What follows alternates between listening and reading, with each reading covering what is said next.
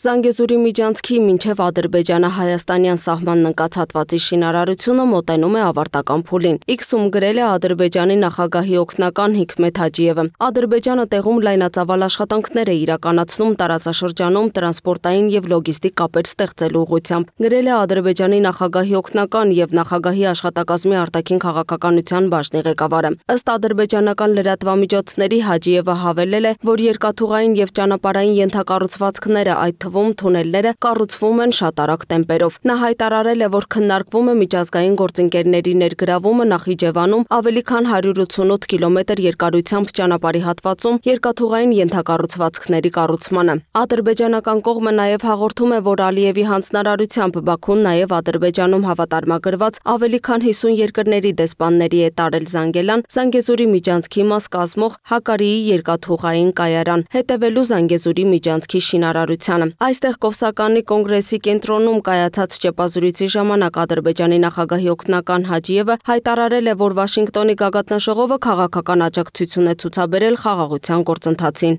Մեր նպատակը խաղաղության հասնելն էր։ Մենք նաև շնորհակալ ենք ԱՄՆ վարչակազմին, նախագահ Թրամփին եւ նրա ամբողջ թիմին խաղաղության առաջխաղացման գործում ցուցաբերած քաղաքական աջակցության համար։ Ադրբեջանն ու Հայաստանը սովորում են ապրել խաղաղության մեջ, քանի որ անկախություն ձեռք բերելուց հետո երկու երկրներն էլ չեն գիտակցել, թե ինչ է խաղաղությունը։ Պատերազմ հայտարարելը շատ հեշտ է, քանի որ այն ենթադրում է արյունահեղություն, ավերածություններ, իսկ խաղաղություն հաստատելը եւ խաղաղ պայմաններում ապրելուն սովորելը չափազանց դժվար։ Ավելի վաղ Աստանայում հնչեցրած ելույթի ժամանակ էլ Ադրբեջանի նախագահ Իլհամ Ալիևը նշել էր, որ այսպես կոչված Զանգեզուրի միջանցքը կարող է բացվել մինչև 2028 թվականի վերջ։ Ադրբեջանի տարածքում ավտոմոբիլային եւ երկաթուղային հաղորդակցության ստեղծման ուղղված աշխատանքներն ավարտին կհասցվեն հաջորդ տարվա կեսերին։ Հուսով ենք, որ այլ երկրների տարածքում այդ աշխատանքները նույնքան արագորեն կիրականացվեն։ Այդ դեպքում Զանգեզուրի միջանցքի բացումը կարող է տեղի ունենալ 2028-ի տարեվերջին։ Սյունիքով անցնող ճանապարհի մի հատվածը, որը պետք է Ադրբեջանը կապի Նախիջևանի հետ, Բաքվից արդեն 5-րդ տարին է անվանում են Զանգեզուրի միջանցք։ Թեև ամիսներ առաջ Վաշինգտոնում ստորագրված եռակողմ հռչակագրով Սյունիքի ճանապարհի 42 կիլոմետրանոց հատվածը ստացավ Թրամփի ուղի անվանումը, սակայն Բաքուն չհրաժարվեց իր նախընտրած ձևակերպումից։